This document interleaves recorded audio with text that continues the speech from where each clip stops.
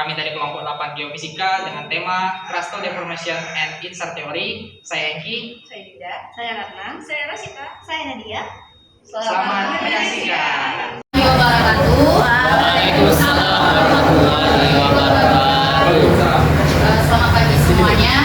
Di sini perkenalkan, nama saya Miss Nyamka Biasari dari kelompok 10. Di sini saya sebagai moderator kelompok 8. Baik, langsung saja. Hari ini saya akan memandu presentasi dengan tema Crustal Deformation Insar Theory. Untuk selanjutnya saya serahkan kepada materi. Baik, pertama itu mengenai latar belakang dari Crustal Deformation. Formasi gerak bumi adalah perubahan bentuk dan posisi, kemudian juga bisa akibat gaya dari pergerakan efek tektonik dan proses geologi lainnya. Jadi intinya di formasi gerak bumi itu perkembangan dari formasi umumnya, perubahan baik secara bentuk, ukuran, posisi. Kalau hal ini gerak bumi, akibat apa? Akibat adanya gaya dari pergerakan efek tektonik, baik itu gaya tensional, menarik, dan sebagainya. Memahami informasi ini penting untuk mengantisipasi bencana seperti gempa bumi dan letusan gunung berapi. Tentu ya, mengapa penting? Misal, ketika kita tahu misalnya pergerakan lempeng itu akan terjadi berapa senti per tahun, kan itu ada skalanya. Jadi kita akan tahu kira-kira, memang kita akan tahu persis kapan bencana itu akan terjadi. Namun kita akan tahu mendekati kapan misalnya gempa bumi itu akan terjadi. Ketika kita sudah tahu itu, maka tentu mitigasi atau antisipasi risiko terhadap bencana itu bisa kita lakukan dengan baik, sehingga korban akibat bencana gempa bumi dan sebagainya itu bisa menjadi lebih kecil. Kemudian teknologi insar membantu membantu secara real time dan luas serta memungkinkan akurasi yang sangat tinggi. Jadi teknologi insar, interferometric synthetic aperture radar, itu bisa memungkinkan kita melihat kondisi permukaan bumi karena dia menggunakan citra radar satelit, dan akurasinya tinggi, bahkan dengan skala sentimeter atau bahkan milimeter. Nanti akan dijelaskan lebih detailnya mengenai teknologi insar ini sendiri.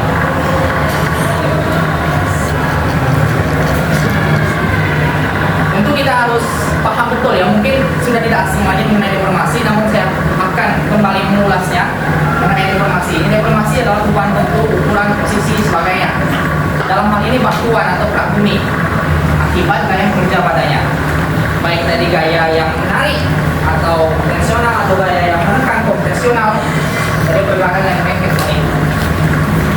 Kemudian proses ini menghasilkan struktur geologi atau tipe geologi. Jadi deformasi gerak bumi itu akan menghasilkan struktur geologi, baik itu nanti lipatan, patahan, sesat, dan lain sebagainya. Pembentukan fitur geologi akibat deformasi juga mengakibatkan bencana. Jadi selain mengakibatkan atau menghasilkan struktur geologi seperti pegunungan, patahan, dan sebagainya, ia ini juga mengakibatkan atau menghasilkan bencana seperti gempa bumi. Jadi tidak hanya terbaik, tapi juga menghasilkan yang bencana seperti gempa bumi dan lain sebagainya. Itu mengenai deformasi itu apa dan apa yang terbentuk dari deformasi itu sendiri.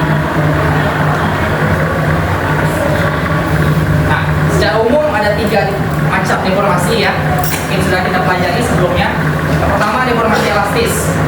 Sesuai dengan namanya, artinya perubahan bentuk, ukuran suatu struktur atau benda itu, namun masih dapat kembali ke posisi semula. Contohnya, struktur batuan di kerak bumi itu akan mengalami regangan ketika adanya tegangan. Namun ketika tegangannya dilepaskan, maka akan kembali ke posisi atau bentuk semula. Itu deformasi elastis. Yang kedua, deformasi ductile. Perubahan bentuk secara permanen, rupanya permanen, tapi tidak sampai menyebabkan struktur atau bentuk tersebut patah.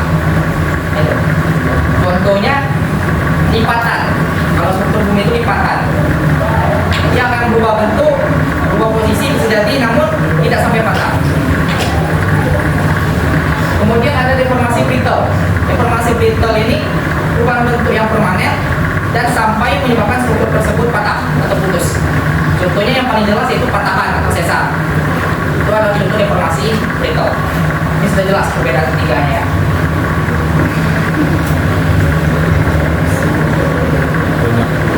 Penyebab deformasi gerak bumi terutama berasal dari gaya-gaya endogen di dalam bumi, serta konveksi mantel dan aktivitas tektonik lempeng. Jadi intinya penyebab deformasi gerak bumi utamanya berasal dari gaya-gaya endogen dalam bumi. Gaya endogen itu gaya yang menyebabkan atau menghasilkan relief bumi, struktur baru di bumi yang berasal dari energi atau gaya di dalam bumi. Contohnya banyak gaya endogen ini. Ada yang namanya tektonisme ya. Pergerakan efek tektonik itu termasuk gaya endogen. Kemudian ada vulkanisme. Letusan gunung, maksudnya intrusi magma di bawah permukaan muncul ke permukaan, itu termasuk gaya endogen. Kemudian ada seisme, gempa bumi, itu kan merupakan pelepasan energi dari dalam bumi. Nah itu semua termasuk gaya endogen. Jadi gaya-gaya inilah utamanya itu yang menyebabkan deformasi gerak bumi itu.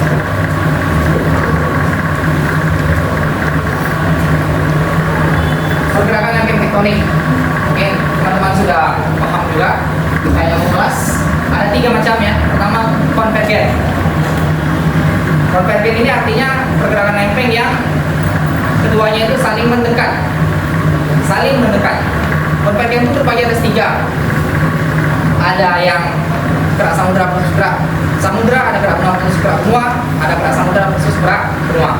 Kalau gerak samudra tabrakan dengan gerak benua, dia akan menunjang salah satunya. Gerak samudra akan menunjang ke bawah. Gerak samudra yang lebih tipis 5-10 km akan menunjang ke bawah gerak benua dan 30-70 km akan menghasilkan hubungan aktif, palung laut, zona gempa. Kalau yang gerak samudra versus gerak samudra akan menghasilkan gunungan bawah laut. Kalau gerak benua versus gerak benua akan menghasilkan gunungan aktif permukaan. Itu konvergen, intinya saling mendekat pergerakannya, maka akan tabrakan pasti. Yang kedua, divergen. Divergen ini pergerakan lempeng yang saling menjauh, maka tidak akan ada tabrakan. Dari pergerakan yang saling menjauh itu akan ada celah-celah. Dari celah-celah ini akan intrusi yang namanya magma itu, sehingga hasil dari divergen ini sendiri akan membentuk gerak samudra yang baru atau ocean tip seperti yang dibahas di lalu. Contoh dari pergerakan lempeng secara divergen ini adalah Laut Merah. Laut Merah. Yang ketiga, transform. Transform ini pergerakan lempeng itu hanya bersinggungan, selisih. Dan hasil dari transform ini sendiri itu contohnya adalah akan membentuk sesar mendatar. Sesar San Andreas, nah itu salah satu contohnya. Sesar San Andreas di California itu hasil dari pergerakan lempeng Pasifik dan Amerika Utara. Itu adalah contoh dari pergerakan lempeng secara transform.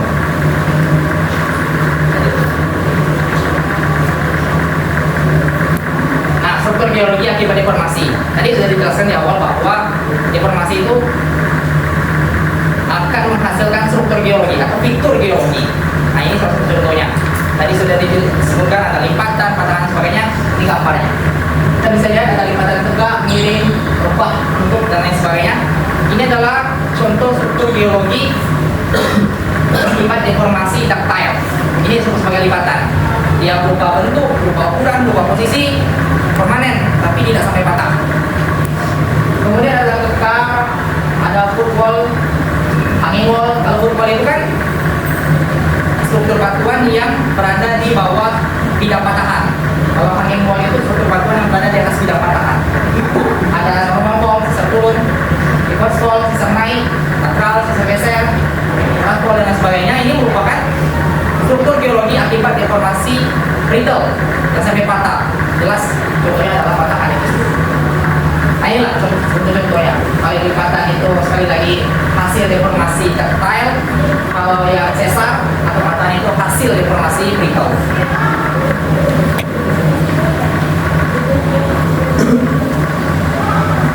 Oke, deformasi juga juga dipengaruhi oleh gaya strain and stress. Jelas ya teman-teman. Kita sudah mempelajari ini juga. Stres, gaya persatuan luas yang bekerja pada batuan. Gayanya bisa saling menarik, tensional, bisa saling menekan, kompresional, kompres, atau geser. Ketika gaya itu bekerja pada suatu batuan atau struktur, maka akan terjadi perubahan bentuk atau strain. Benturan juga bisa terjadi pada struktur tersebut. Misalnya gayanya itu tensional, menarik, maka strukturnya akan menjadi lebih besar. Kalau gayanya kompresional, saling menekan, maka strukturnya akan menjadi lebih kecil. Biasa juga begitu. Pokoknya gaya-gaya inilah yang menyebabkan akan terjadi deformasi atau perubahan pada struktur yang dikenainya. Melanjutkan penjelasan dari kelas saya. Lalu sebenarnya apa sih hubungan deformasi kerak bumi dan insar teori sendiri?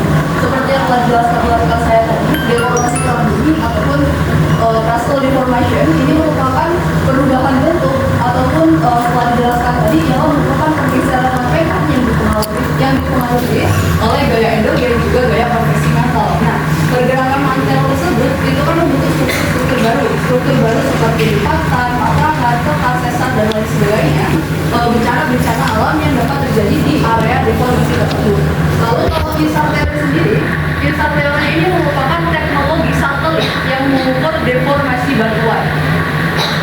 Nah, dari gambar ini kan ada dua objek ya teman-teman. Yang pertama ada bumi dan yang kedua itu ada satelit.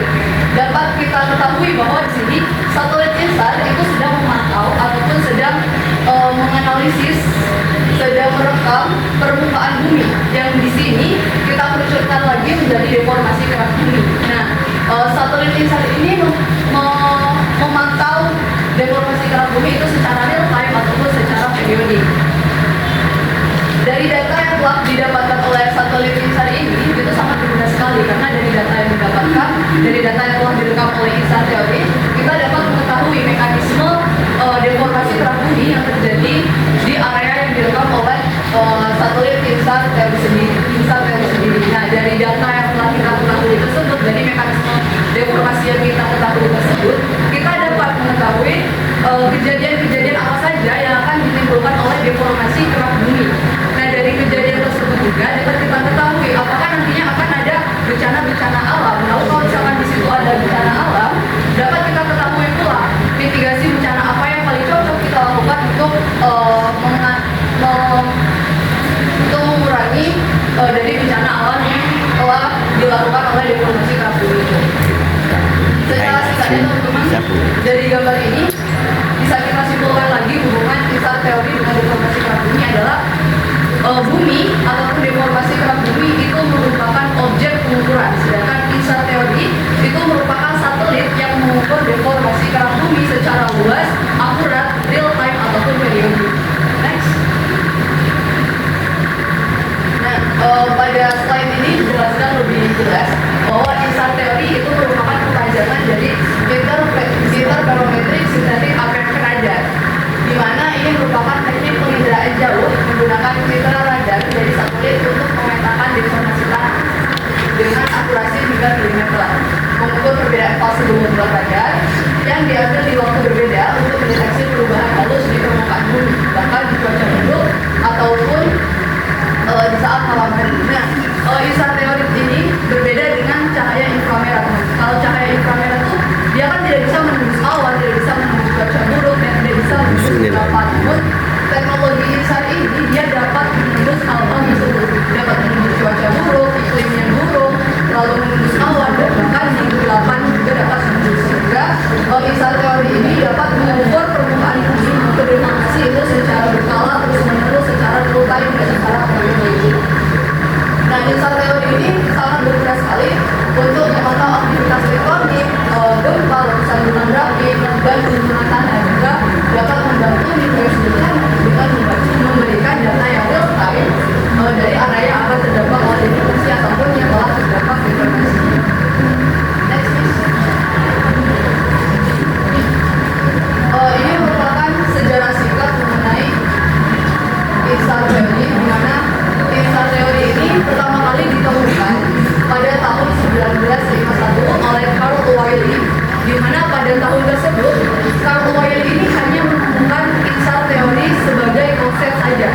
belum diaplikasikan untuk mengukur deformasi keran bumi. Lalu pada tahun 1960-an itu baru pertama kali digunakan dalam perkiraan bumi, karena pada tahun tersebut itu radar, satelit, juga ilmu komputer itu mulai berkembang sehingga dapat memungkinkan pengelolaan sinyal yang bumi. Nah, pada 1970-an barulah INSAR itu mulai digunakan untuk mengukur deformasi dan pergerakan bumi.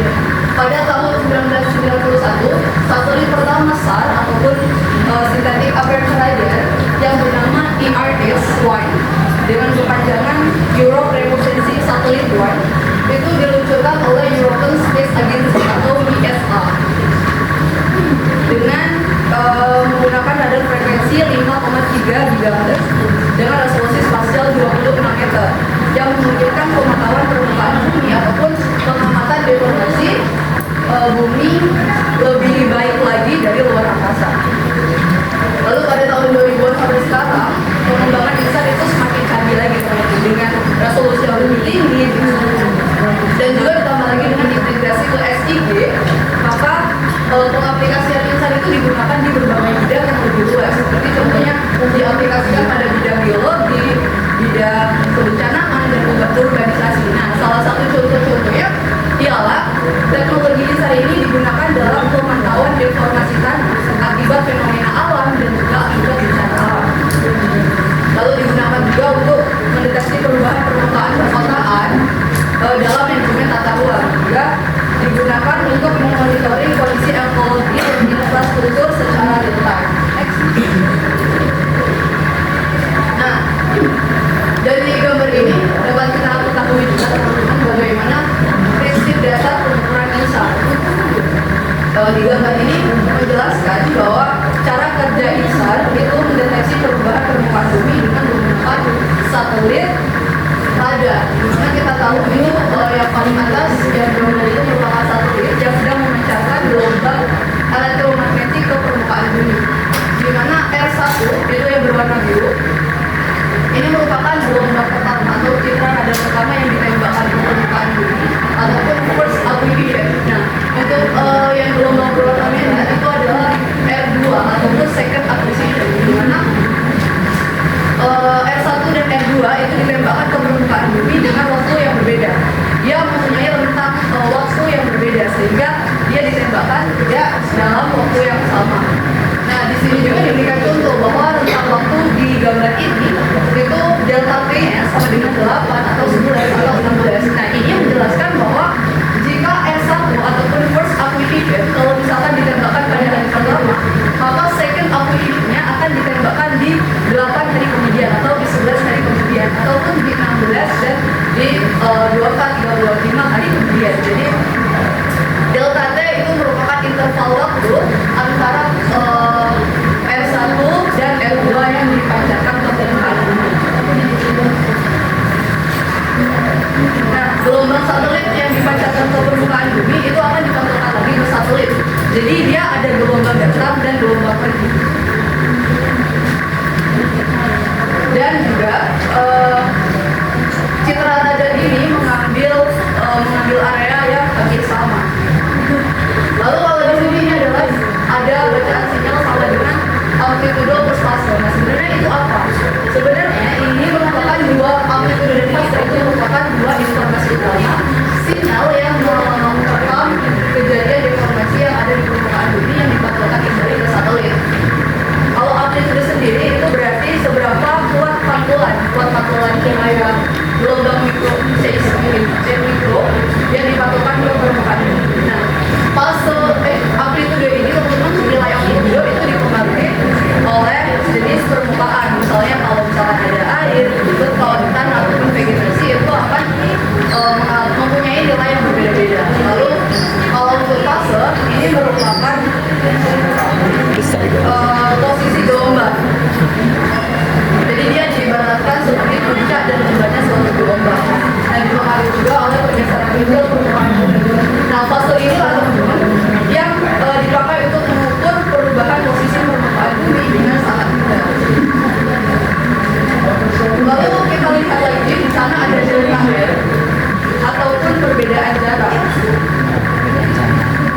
misalkan permukaan bumi itu sama, jadi kalau permukaan bumi itu sama tidak mengalami deformasi apapun dalam rentang waktu mungkin 8 hari tidak mengalami deformasi apapun, maka gelombang yang dipancarkan oleh satelit S1 dan S2 itu akan ada pada posisi yang sama. Kalau di sini kan kita lihat ya bahwa S1-nya di mana, R2-nya di mana. Nah, di sini berarti pada permukaan ini, pada kerak ini telah mengalami deformasi atau telah mengalami pergeseran kerak bumi. Gitu.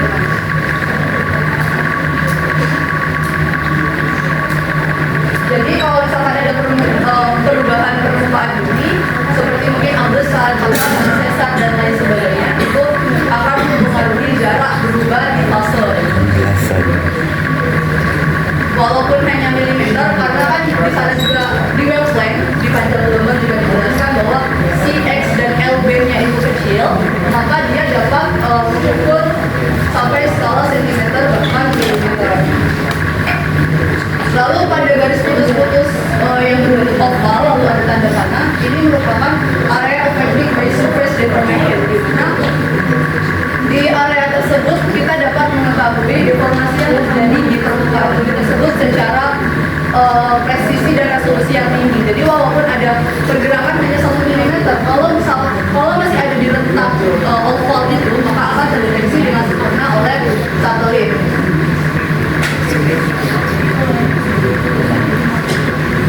Nah, dapat disimpulkan tentunya dari gambar ini, prinsip pengukuran INSAR teori itu ialah membandingkan perbedaan fase gelombang radar yang dipantulkan dari permukaan bumi pada waktu yang berbeda, namun di area yang sama. Next. Di sini juga dijelaskan lebih jelas lagi bahwa gambar yang sebelumnya itu menjelaskan prinsip INSAR ataupun Interferometric Synthetic Aperture Radar, di mana ada 2 akuisisi radar dari satelit pada 2 waktu yang berbeda. Lalu dibandingkan untuk mendeteksi perubahan jarak sensor permukaan atau disebut tadi delta R yang muncul karena pergerakan permukaan ataupun terjadinya deformasi kerak bumi. Nah, radar ataupun satelit ini merekam sinyal kompleks amplitudo plus fase yang dan perubahan fase antara 2 akuisisi. Ini mengindikasikan perubahan jarak yang berarti di sana telah terjadi deformasi kerak bumi. Lalu juga karena panjang gelombangnya atau birthplane yang berada pada skala sentimeter, maka perubahan jarak bisa diukur dengan akurasi sentimeter bahkan milimeter. Next. Sensor radar dari satelit INSAR teori ini memancarkan gelombang elektromagnetik dengan frekuensi tertentu bernilai gigahertz dalam domain gelombang mikrosentimeter dan menganalisis sinyal yang dipantulkannya. Citra SAR ataupun Synthetic Aperture Radar ini merupakan kombinasi informasi amplitudo dan fase. Data amplitudo bergantung pada parameter sensor dan sifat fisik target serta menentukan jumlah energi yang dihasilkan kembali oleh setiap piksel permukaan tanah. Informasi fase itu berkaitan dengan perjalanan sinyal antara antenna dan data target di permukaan tanah. Teknik INSAR itu didasarkan pada pengukuran fase dan perbandingan data citra. Untuk materi selanjutnya akan dijelaskan oleh rekan saya.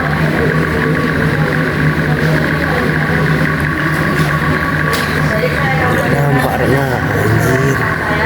Yaitu jenis data INSAR. Yang pertama adalah INSAR. INSAR adalah citra pada satelit dari 2 waktu pengamatan yang berbeda. Intinya perbedaan fase gelombang radar antara 2 waktu pengambilan datanya. Selanjutnya yang kedua adalah GB INSAR. GB INSAR adalah radar INSAR yang dipasang di darat dan isinya serangkaian pembukuan fase radar pada area yang sama dari waktu ke waktu. Yang ketiga adalah PS INSAR. PS INSAR adalah citra satelit pada area yang sama dari waktu ke waktu dan isinya waktu fase radar di titik-titik pemantul tetap seperti bangun jembatan dan sebagainya. Selanjutnya adalah metode umum pada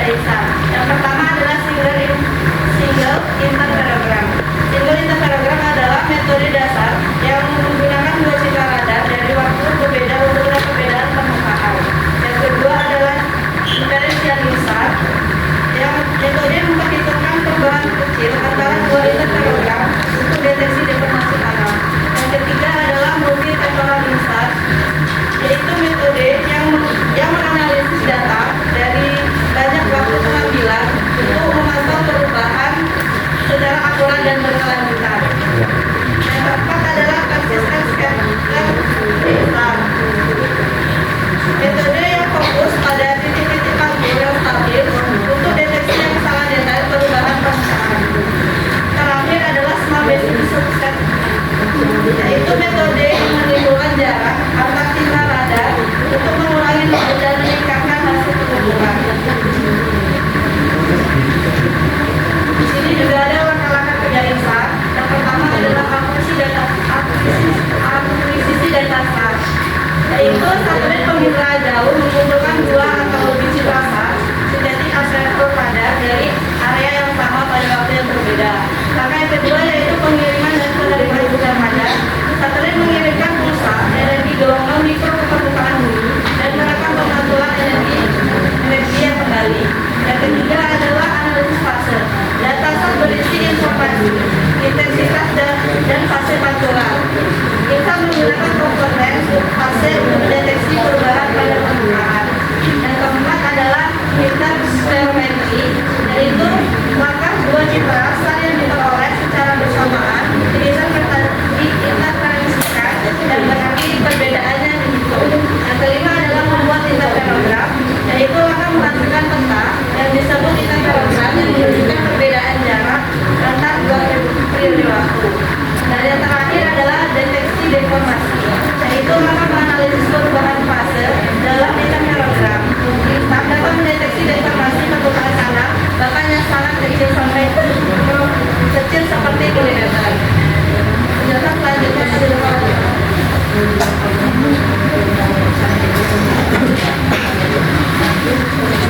baik, di sini saya akan melanjutkan penjelasan dari teman saya. Manajemen Big Data INSAR adalah pengelolaan data besar dari citra radar interferometri untuk mengukur ketinggian permukaan bumi, membuat model permukaan digital atau DSM, dan menganalisis pembekuan atau pergerakan tanah secara akurat. Kenapa manajemen Big Data INSAR ini penting? Hal ini penting dilakukan karena jumlah data INSAR itu sangat besar dan kompleks, sehingga membutuhkan suatu sistem manajemen data yang fleksibel dan dapat mengolah data terstruktur seperti angka dan tabel, serta data tidak terstruktur, contohnya seperti citra dan peta, dengan kecepatan yang tinggi dan akurasi yang baik. Jadi intinya, manajemen Big Data INSAR itu penting karena kita dapat membantu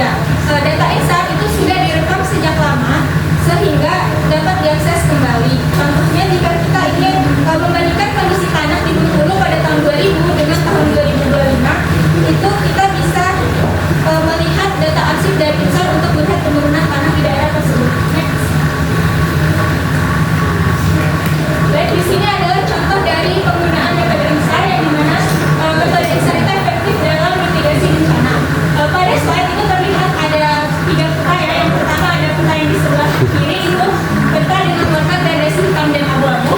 Yang kedua itu peta dengan warna-warni, dan yang ketiga itu peta yang kecil itu untuk menentukan lokasi. Dan di sini saya akan menjelaskan tentang peta yang di sebelah kiri yang bergradasi warna hitam dan abu-abu.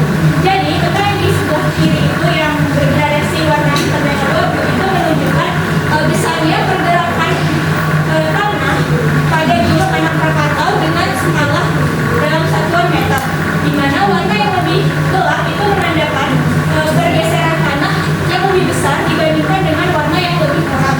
Dari peta ini kita dapat melihat bahwa sebagian besar tubuh gunung anak Krakatau itu telah mengalami deformasi sebelum terjadinya bencana longsor pada Desember 2018. Kemudian peta yang di sebelah kanan, peta dengan warna-warni itu, di mana warna-warna tersebut menunjukkan distribusi arah dari pergerakan permukaan pada gunung anak Krakatau. Warna merah dan biru itu menandakan pergerakan permukaan yang lebih besar yang berhubungan dengan tekanan yang terjadi karena aktivitas magma di dalam gunung tersebut. Yang warna kuning itu menandakan deformasi yang kecil, di mana hampir tidak terjadi perubahan yang signifikan. Dari peta yang berwarna-warni tersebut kita dapat melihat bahwa bagian gunung anak Krakatau yang mengalami deformasi lebih besar itu terjadi di sisi barat daya dari gunung anak Krakatau tersebut. Kemudian yang peta yang kecil itu menunjukkan lokasi dari gunung anak Krakatau, di mana gunung anak Krakatau itu berada di Selat Sunda di antara Pulau Jawa dengan Pulau Sumatera. Dari peta deformasi ini peneliti bisa melihat perubahan deformasi yang terjadi pada gunung anak Krakatau sebelum mitigasi bencana, karena salah satu tanda terjadinya erupsi itu adalah perubahan deformasi pada gunung api tersebut. Next. Kemudian karena teknologi INSAR itu memang kuat untuk memantau atau mendeteksi perubahan permukaan, tetapi ada beberapa keterbatasan yang dimiliki teknologi INSAR. Yang pertama adalah dekorelasi temporal. Data itu bisa kurang akurat apabila terjadi perubahan permukaan yang lebih cepat dalam waktu yang singkat. Contohnya hutan yang lebat dengan daun yang lebih cepat tumbuh, gugur, dan juga terkena angin itu akan terekam oleh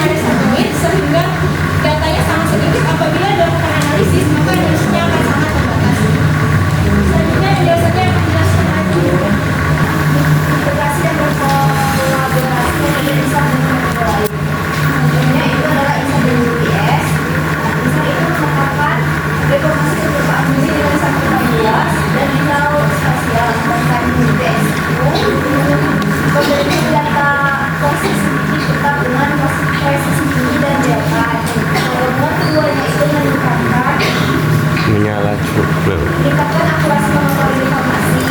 Contohnya untuk memantau seluruh lingkungan yang besar seperti angka produksi kredit.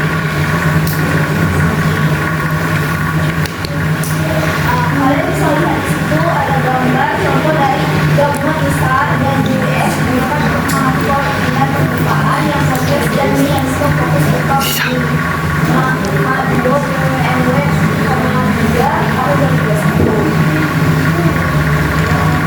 Selanjutnya itu ada gabungan dari satu survei finansial, yaitu survei lapangan memvalidasi hasil ISAR dan memberikan data elevasi spesifik dengan tentunya untuk pembangunan bendungan dan infrastruktur kritis agar aman dari kerusakan.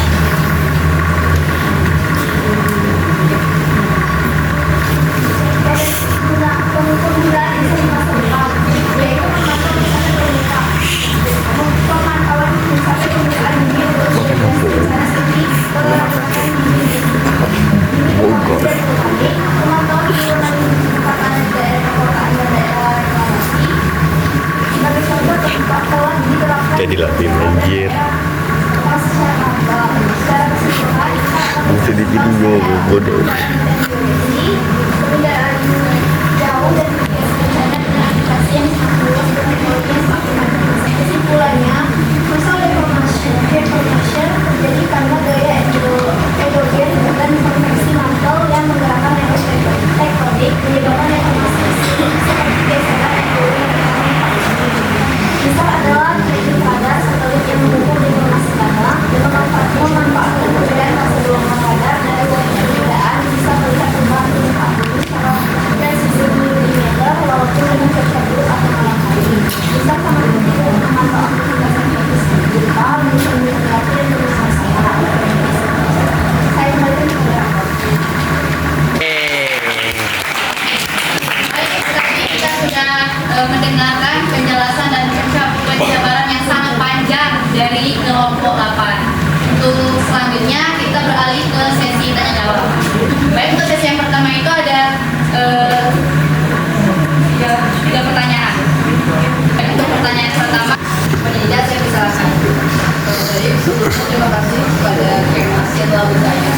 Tadi pertanyaannya secara sederhana gitu ya, bagaimana sebuah sinyal radar yang dikirim dari satelit di luar angkasa bisa mendeteksi pergeseran kerak bumi yang skalanya hanya beberapa milimeter atau juga dalam skala sentimeter. Lalu juga apa sih perbedaan mendasar antara metode ISAR dengan metode pemantauan deformasi lainnya seperti GPS? Lalu kapan kita menggunakan ISAR dan kapan juga kita menggunakan GPS dari skala lebih dulunya?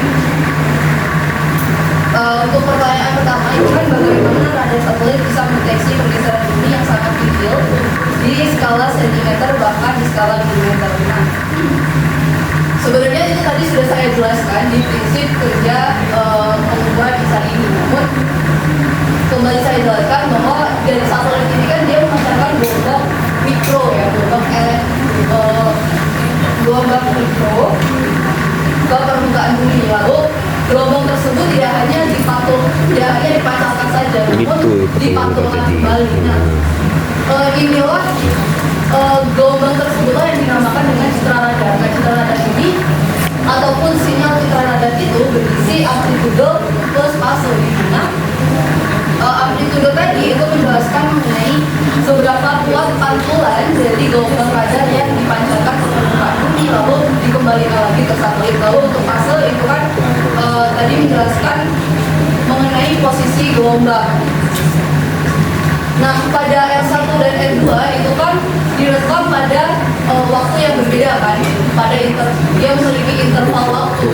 Di sini contohnya itu 8 hari, maka di 8 hari itu sebenarnya terjadi atau tidak sih deformasi kerak bumi. Kalau misalkan dia terjadi pada R2 itu dia posisinya atau fase gelombang citra radarnya itu akan berada pada posisi yang tidak sama dengan gelombang radar yang pertama. Namun jika tidak mengalami perubahan deformasi atau perubahan kerak bumi itu gelombangnya akan ada pada jalur yang sama. Nah, jalur inilah yang disebut dengan fase tadi. Nah, fase inilah yang dibandingkan nilainya. Kalau misalkan dia berada pada ada jalur yang berbeda, maka itu akan dibandingkan dan akan dihitung. Nah, perhitungan ataupun perbandingan itulah yang disebut dengan interferogram. Maka data yang sebelumnya itu hanya SAR, synthetic aperture radar, itu berubah menjadi interferogram synthetic aperture radar karena dia telah mengalami perhitungan dan pembandingan antara nilai fase di gelombang pertama R1 dan juga di gelombang kedua R2, sehingga sekecil apapun pergeseran kerak bumi itu dapat dihitung karena dia prinsipnya tadi adalah mengukur perbedaan jalur di fase di mana dia ada gelombang tetap dan gelombang penggaris. Lalu untuk kalau misalkan kita mau analogikan itu seperti kita sedang mendengarkan dua orang yang sedang bernyanyi, walaupun mereka memiliki suara yang hampir sama dengan bernyanyi di nada yang sama, not yang sama, namun di situ kita dapat mendengar bahwa oh salah satunya ada yang false, salah satunya ada yang nyanyi di not yang berbeda. Nah itu kan dapat kita dengarkan walaupun mungkin tidak secara jelas kita akan oh kamu salah, kamu mungkin terlalu false. Nah inilah yang dianalisis oleh citra radar adalah seperti yang sudah dijelaskan saya dan teman-teman saya tadi. INSAR teori ini kan dia dari luar angkasa ya, dari luar angkasa juga dia memiliki cakupan yang luas yang dideteksi oleh INSAR ini. Jadi deformasi tadi kalau kata Rosita bahkan seluas daerah Jakarta itu bisa dideteksi dengan INSAR. Namun kalau misalkan menggunakan GPS itu kita tidak bisa mendeteksi seluas area Jakarta karena kalau GPS itu dia ibaratnya hanya garis lurus. Mungkin dia dapat memantau perubahan pada daerah tersebut secara real time, namun dia hanya garis lurus, cakupannya tidak seluas INSAR ini. Oke. Lalu secara resolusi spasial, kalau INSAR itu memiliki detail yang sangat teliti sekali. Resolusi spasialnya sangat detail dan sangat presisi hingga skala 10 sampai 30 meter per pixel. Nah, sedangkan GPS itu hanya di lokasi pemasangan alat saja. Lalu kalau untuk keterbatasannya, kalau INSAR ini memang sulit di daerah vegetasi berat, lalu mungkin di daerah yang seperti tadi dijelaskan bahwa kalau misalkan itu mengandung pada beton dan lain sebagainya itu memang akan sulit karena dia sangat sensitif, jadi semuanya akan terekam oleh data INSAR sendiri. Sedangkan namun walaupun seperti itu dia memiliki biaya yang cukup murah, cukup efektif dan terjangkau. Sedangkan kalau GPS itu memiliki biaya yang sangat mahal, lalu juga butuh instalasi dan perawatan alat, jangkauannya juga terbatas pada lokasi titik itu saja. Lalu untuk pertanyaan ketiga dari Kemas tadi, kapan sih sebaiknya kita menggunakan INSAR tadi dan menggunakan GPS? Kalau itu sebenarnya kan sesuai kebutuhan kita kan. Kalau kita mau melihat deformasi secara luas, mungkin seperti di Jakarta tadi, deformasi seluruh Jakarta kita mau lihat, berarti kita harus menggunakan INSAR teori yang pada dasarnya bisa menjangkau daerah yang luas. Kalau kita mau hanya memantau satu daerah yang mungkin cakupannya hanya kecil, ya kita gunakanlah GPS saja. Lalu untuk kalau di INSAR itu dia lebih unggul karena dia memiliki kebutuhan spasial, memiliki data spasial yang resolusinya yang akurasinya lebih tinggi dibandingkan dengan GPS. Lalu wilayah sulit dijangkau secara fisik pun dapat dijangkau oleh INSAR teori ini. Sedangkan kalau GPS, kalau menggunakan GPS seperti yang dijelaskan tadi, mungkin kalau misalkan mau mencek skala lebih kecil itu dari pakai GPS atau misal kita memerlukan pengukuran deformasi secara 3D yang kontinu, secara real time bukan hanya area LOS-nya saja atau layout site-nya saja. Lalu kalau GPS juga kita gunakan mungkin untuk lokasi kritis yang butuh monitoring secara terus-terusan, namun hanya di titik itu saja. Misalkan kita mau monitoring ataupun memantau bendungan, lalu juga memantau jembatan, gunung api aktif, itu saja, tidak untuk daerah-daerah lainnya. Jadi mungkin dari 3 pertanyaan itu tadi dapat disimpulkan juga bahwa kalau misalkan INSAR itu kamera luasnya, sedangkan kalau misalkan GPS itu hanya penggaris persisi yang tegak lurus saja. Mungkin itu dari saya. Lah, emang itu dia. pada kedalaman tertentu. Namun, Brito bertanya bagaimana konsep dari Brito dan data tersebut dan apa implikasi terhadap kondisi gempa. Untuk pertanyaan yang terakhir akan dijawab oleh Nadia. Kepada Nadia saya persilakan. Batuan gempa patah atau paling tekan menjadi dekat permukaan. Inilah tempat gempa biasanya muncul. Nah, sedangkan ductile itu plastis kan, batuan tidak patah, tapi mengalir seperti plastisin, terjadi kedalaman lebih dalam, tidak menimbulkan gempa besar. Jadi kalau di suatu daerah itu dalamnya ductile, atasnya brittle, energi dari dalam bumi akan diteruskan ke lapisan atas yang rapuh. Nah, sedangkan jika terjadi gempa hanya akan terjadi di lapisan brittle, dangkal, bukan di lapisan ductile-nya. Nah, jadi implikasinya itu di zona brittle, dangkal menjadi sumber utama gempa tersebut. Sedangkan untuk zona ductile dalam tidak akan menghasilkan gempa, tapi bisa mendorong akumulasi energi di zona brittle atas. Berarti pada kedalaman itu tidak dapat terjadi deformasi juga. Berarti pada kedalaman itu tidak dapat terjadi deformasi secara Kan biasanya gempa hanya terjadi di lapisan brittle kan, yang rapuh kan, yang dangkal, karena lapisan dalam sudah ductile plastis. Nah, tapi di landas 1938 kedalaman 25 km masih sisa brittle karena lempeng samudra yang menunjang subduksi lebih dingin, jadi meski dalam masih keras dan rapuh. Bidang kontak antara lempeng luas sekali sehingga bisa menyimpan energi sangat besar. Terus mineral melepaskan air di kedalaman membuat batuan lebih mudah patah. Jadi intinya walaupun dalam, kalau batuannya dingin dan keras seperti di zona subduksi, dia tetap bisa patah menghasilkan gempa besar. Untuk Olivia, apakah sudah jelas? Baik, untuk yang ingin memberi pertanyaan, boleh angkat tangan. Saya mau dari 3, 2, 1. Saya Maria Sisri dari kelompok 11 itu bertanya. Teman-teman, tolong kondusif ya. Dengarkan dulu apa yang ditanya oleh Cornelia. Boleh, Cornel? Silakan. Saya bertanya, apakah teknologi kita bisa mengetahui kedalaman magma pada pemantauan aktivitas gunung api? Akan dijelaskan oleh Rosita. Kepada Rosita saya persilakan.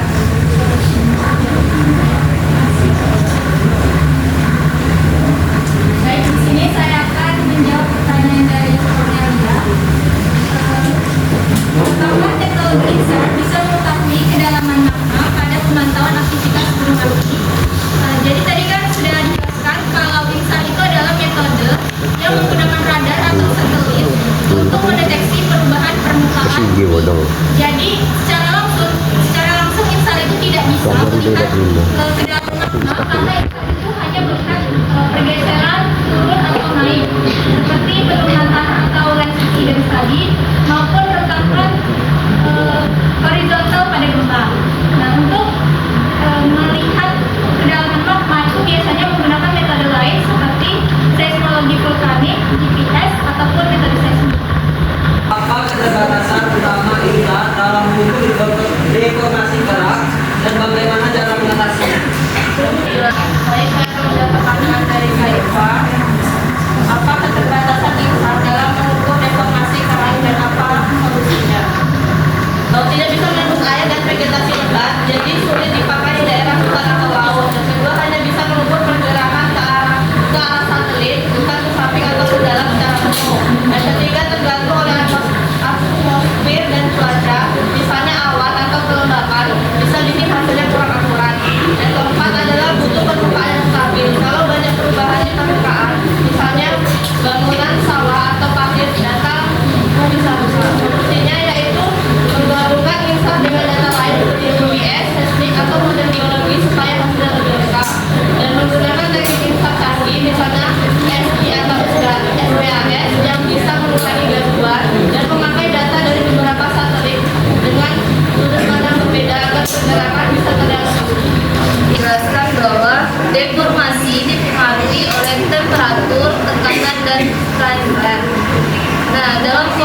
gempa di zona subduksi Bengkulu yang berada dekat dengan Megatrust Sumatera.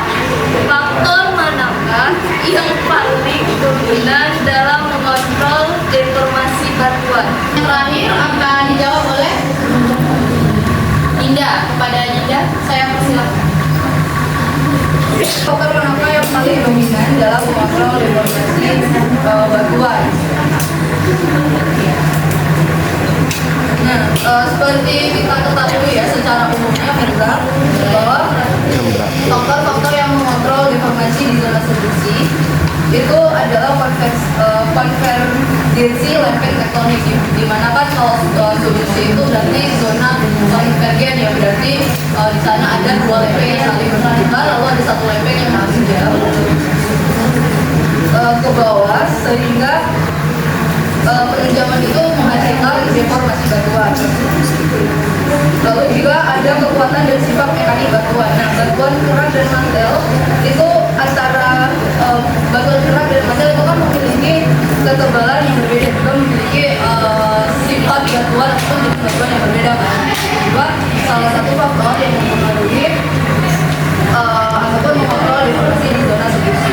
Lalu di zona pengungsian, karena kan tadi zona subduksi itu adalah zona di mana dua lempeng itu terbuka, lalu ada salah satu lempeng yang menunjang ke bawah, maka di sana ada yang namanya zona pengungsian ataupun zona aspirity. Tidak semua bidang subduksi mulus, namun ada bagian yang terkunci kuat atau memiliki zona aspirity dengan nilai yang tinggi. Saat energi terakumulasi di sana, itu deformasi akan mengalami perubahan yang makin besar lagi. Jika energi yang ada pada aspirity ini lepas, maka akan menyebabkan gempa bumi yang sangat besar, karena pada zona aspirity itu biasanya adalah zona dengan pengumpulan energi yang terus dilakukan oleh konvergensi lempengnya. Lalu juga ada faktor tekanan fluida. Kehadiran air laut itu juga akan masuk ke zona subduksi dan mengubah sifat batuan juga, menunjukkan kekuatan geser ataupun memicu pelebaran, slip atau pergeseran atau bahkan slow slip events. Fluida juga itu berperan dalam memicu aktivitas vulkanik di busur belakang di zona subduksi. Lalu faktor lainnya itu ada geometri zona subduksi, karena itu merupakan sudut penunjaman lempeng di Bengkulu. Nah, zona penunjaman di zona subduksi Bengkulu itu relatif landai, sekitar 10 sampai 20 derajat. Geometri ini mempengaruhi pola deformasi. Kalau semakin landai deformasi tersebut atau semakin landai zona sudut penunjaman deformasi lempeng tersebut, maka deformasi horizontalnya akan semakin luas. Jadi faktor paling dominan di zona subduksi Bengkulu itu adalah akumulasi tegangan akibat konvergensi lempeng ditambah dengan distribusi zona pengungsian atau zona aspirity yang terjadi di subduksi konvergensi antara kedua lempeng ini tadi. Namun sebenarnya bagaimana sih energi itu ditahan ataupun dilepas? Itu kan tadi bergantung pada aspirity ya. Nah, inilah yang diperlukan apakah deformasi tadi itu menghasilkan gempa besar ataupun gempa kecil pada deformasi yang terjadi di zona subduksi tersebut.